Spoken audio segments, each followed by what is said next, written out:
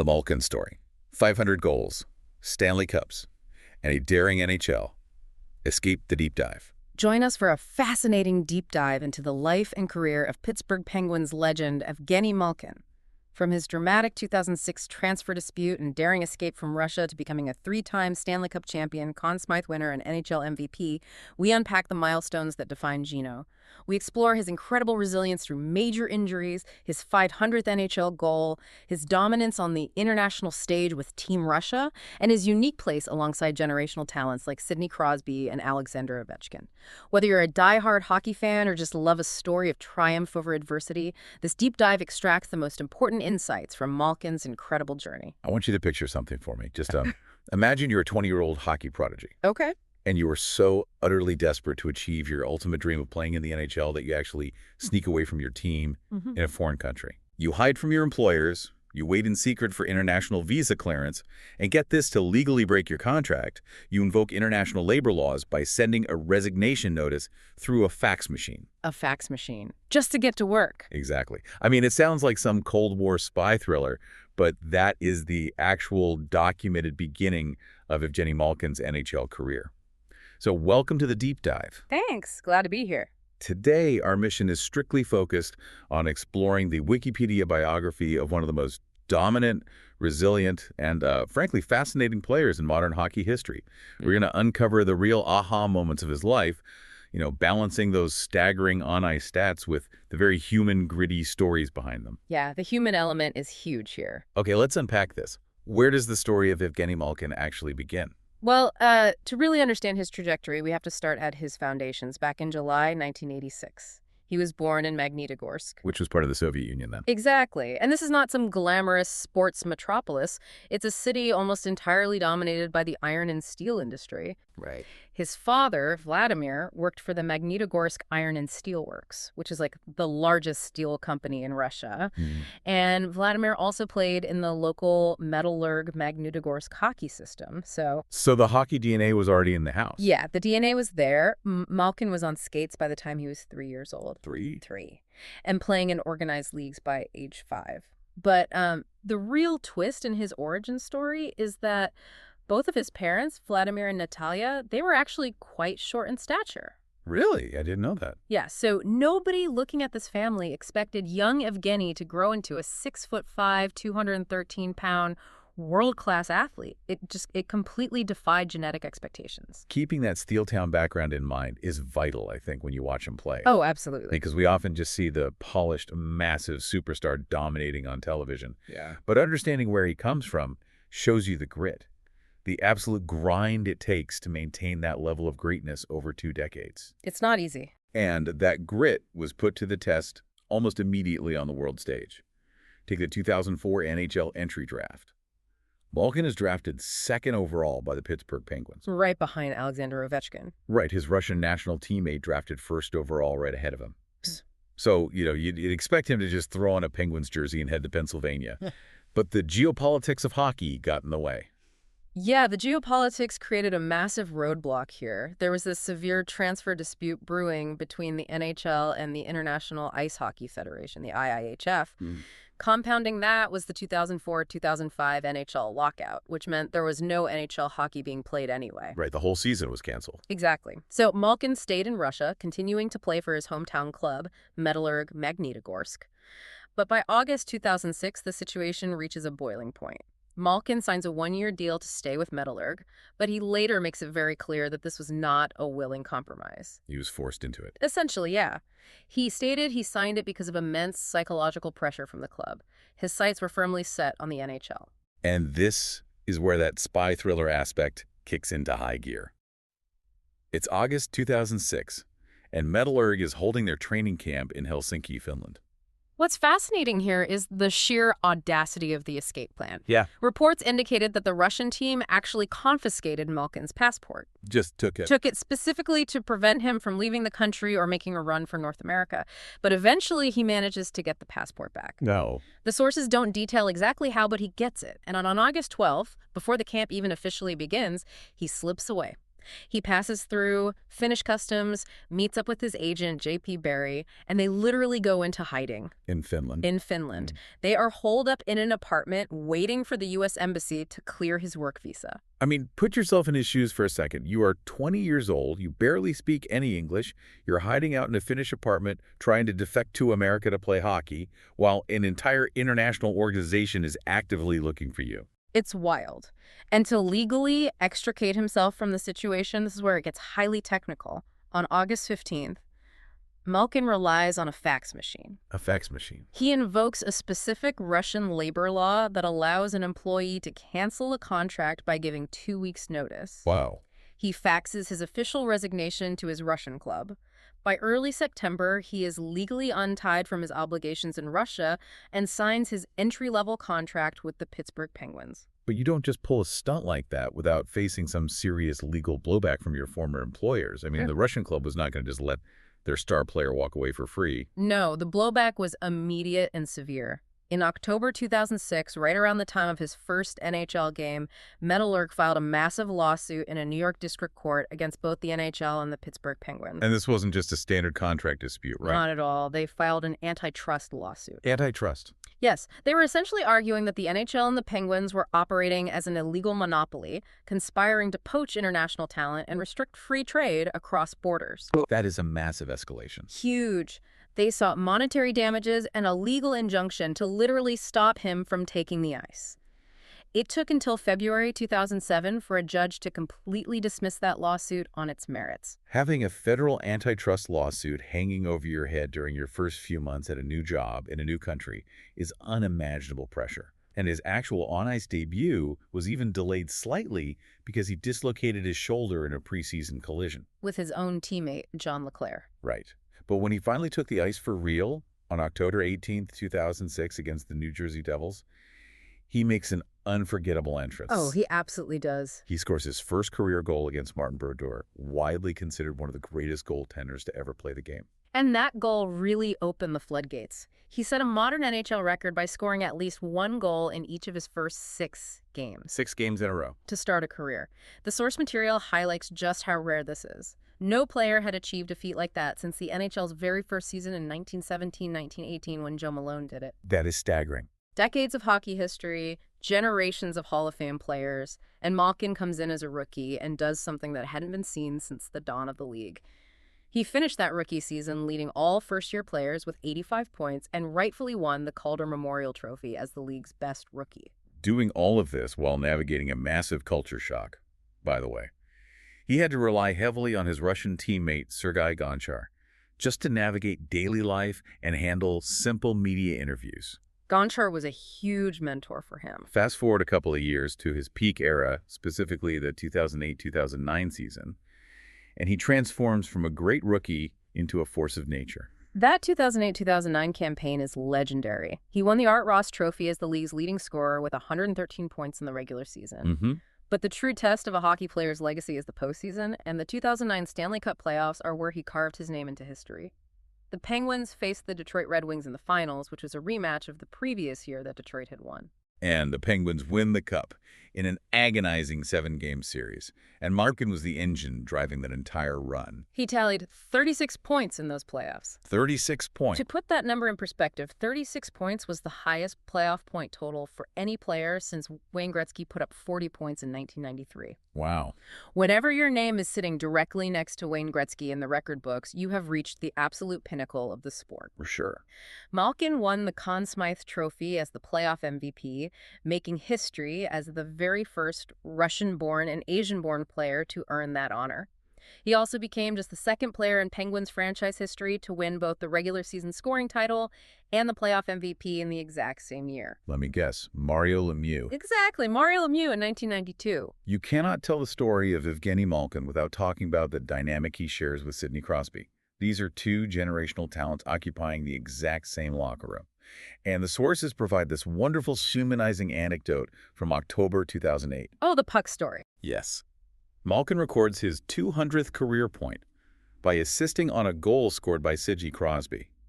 It just so happened that the goal was Crosby's 100th career goal and 300th career point. A milestone for both of them on the exact same play. Right. And instead of fighting over who gets to keep the milestone puck, they had the team trainer literally cut the puck in half so they could both share it. It is a perfect image of partnership over ego. That split puck symbolizes their entire relationship. It was never a bitter rivalry for the spotlight. It was a genuine tandem pushing each other to unprecedented heights. They figured out how to coexist and elevate the entire franchise. Here's where it gets really interesting, though. Professional hockey is a brutal, punishing sport, and Malkin has endured some devastating physical setbacks. We have to look at the toll this game took on his body. The 2010-2011 season illustrates this perfectly.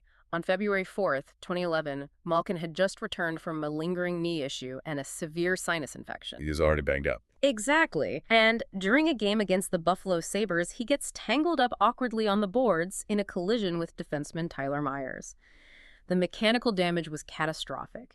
He completely tore both the anterior cruciate ligament, the ACL, and the medial collateral ligament, the MCL, in his right knee. Just a total blowout. His season was instantly over. The human element of that moment is absolutely heartbreaking. According to the Wikipedia text, as he was processing the fact that his knee was destroyed, Malkin texted the Penguins' general manager at the time, Ray Shero. The text was just 2 words. I'm sorry. That detail stops you in your tracks.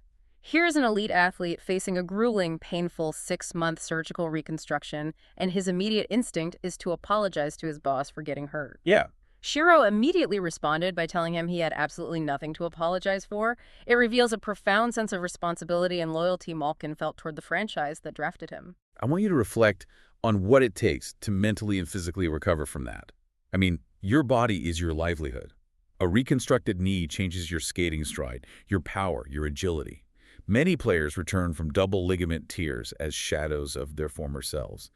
Yet, Malkin's 2011-2012 comeback season is the stuff of legend. It is the ultimate testament to his resilience. Coming into that season, Sidney Crosby was missing significant time battling post-concussion syndrome. So Malkin had to carry the team. He had to carry the offensive load, playing heavily on a line with winger James Neal. And he didn't just return to form, he exploded. Malkin scored a career-high 50 goals and racked up 109 points.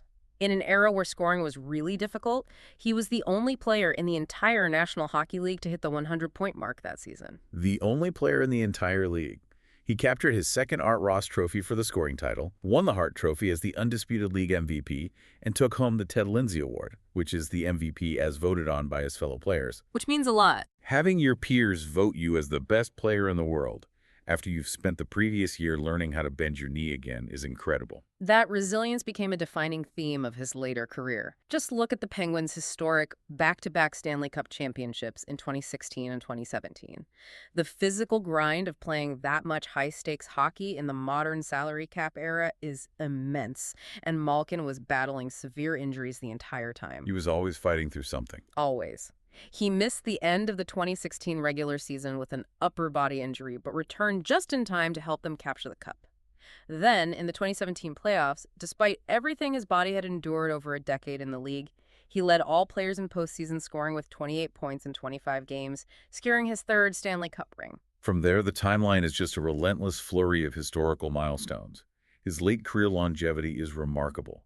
In November 2022, he played his 1,000th NHL game. Joining elite According to the biography, he joined Sidney Crosby as the only players in history to play 1,000 games exclusively for the Pittsburgh Penguins franchise. And he didn't slow down as he approached his late 30s. Just look at the start of the 2024-2025 season.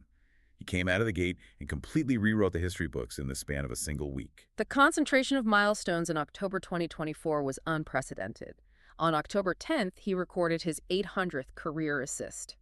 2 days later, on October 12th, he notched his 1,300th career NHL point. Wow. And then just 4 days after that, on October 16th, he scored his 500th career goal during an overtime win against the Buffalo Sabres. Only 48 players in the century-long history of the NHL have ever reached 500 goals, and he became only the 24th player to accomplish it while playing for a single franchise. But to fully understand Evgeni Malkin, we have to look beyond the NHL. His status as a Russian sports icon is equally vital to his story. Internationally, Malkin's resume is phenomenal. He's represented Team Russia at 3 separate Winter Olympic Games. And the World Championships. Yes, the absolute crown jewel of his international career is the 2012 IIHF World Championship. Malkin was named the MVP of that tournament. He scored 19 points, setting a new all-time record for Russian players at the World Championships. 19 points in a short tournament. He recorded at least 1 point in every single game, delivered 2 hat tricks, and led Russia straight to the gold medal. His impact on Russian hockey is so profound that in 2020 he was named to the IIHF All-Time Russia Team. That placement puts him shoulder to shoulder with Soviet hockey gods like Sergei Makarov and Sergei Fedorov. That deep connection to his homeland occasionally brings him into the broader cultural and political spotlight. The sources touch on his life off the ice, noting that in 2017, Malkin joined a social movement called Putin Team. Which was originally launched by his draft class peer, Alexander Ovechkin. Right. The biographical sources provide specific context regarding his decision to join this movement. When discussing his membership publicly, Malkin stated his reasoning clearly. I quote, "We just try to offer our support because in 2018 we have the World Cup in Russia. They have elections too." So what does this all mean? As a deep dive, it is crucial to state that we aren't here to endorse, condemn, or analyze the ethics of that viewpoint. We are strictly reporting the historical facts laid out in his biography to give you a complete picture of his life. And what makes that picture so complex is that his biography also highlights very deep, permanent ties to the United States. The dual worlds he inhabits are a crucial piece of the puzzle. The Wikipedia article explicitly notes that Malkin holds American citizenship. He does. He has publicly referred to Pittsburgh as his second home, and he noted that his child, who was born in 2016, also holds an American passport. He maintains a fierce loyalty to his Russian roots while firmly planting his family's future in the United States. It is a fascinating juxtaposition. Let's pull all these threads together. From the little kid learning to skate at age 3 in the steel-dominated industrial town of Magnitogorsk, to the 20-year-old invoking international labor laws via fax machine to defect in Finland, from having his knee completely shattered to bouncing back with a 50-goal MVP season. 3 Stanley Cups, 2 scoring titles, a playoff MVP, and over 500 career goals. If we connect this to the bigger picture, we have to examine exactly how he played the game to achieve this staggering list of accolades. His playing style presents a physical paradox. What do you mean? Well, he possesses the massive, intimidating size of a power forward at 6'5". In his early years, he was known for being highly physical and throwing crushing hits. But he also possesses the delicate stick-handling, elite hockey IQ, and agility of a much smaller finesse player. A rare combination. He is essentially a playmaker trapped in a linebacker's body. Steven Stamkos, another legendary player, observed that what separates Malkin from other gifted offensive talents is that he doesn't mind the physicality. He will willingly take a brutal check or deliver one just to buy the extra half-second needed to make a play. His former line mate, James Neal, echoed that sentiment perfectly. Oh. Neal described Malkin simply as a guy who wants the puck all the time. Yep. Neal's entire offensive strategy was just to get Malkin the puck as fast as humanly possible, knowing Malkin had the supernatural vision on the ice to find him right back for a scoring chance. He commands the game every time he steps over the boards. Having the physical tools to overpower defenders, combined with the soft hands to dangle around them and the vision to thread passes through them, is what cements his overall legacy in the context of hockey history. Which brings me to a final thought I want you, the listener, to mull over long after we wrap up today. Evgeni Malkin has spent his entire career in a highly unique, almost unprecedented position. He was drafted second overall, forced to watch his countryman Alexander Ovechkin go first. Right. And then he spent the next 2 decades playing on the exact same team as Sidney Crosby. He has spent his entire professional life sharing the spotlight, sharing the ice, and sharing the franchise with another generational talent. He has always been part of a tandem. Always the 1A or 1B. Exactly. So I want you to ponder this. If Evgeni Malkin had gone to a different franchise back in 2004, a team where he was the sole undisputed face of the organization from day one, where every single offensive play ran exclusively through him every single night, would we be talking about him today not just as a great player, but potentially as the absolute undisputed greatest player of his generation? It is a fascinating what-if built right into the fabric of his incredibly real, incredibly resilient career. Thank you so much for joining us for this deep dive into the source material. We will catch you next time.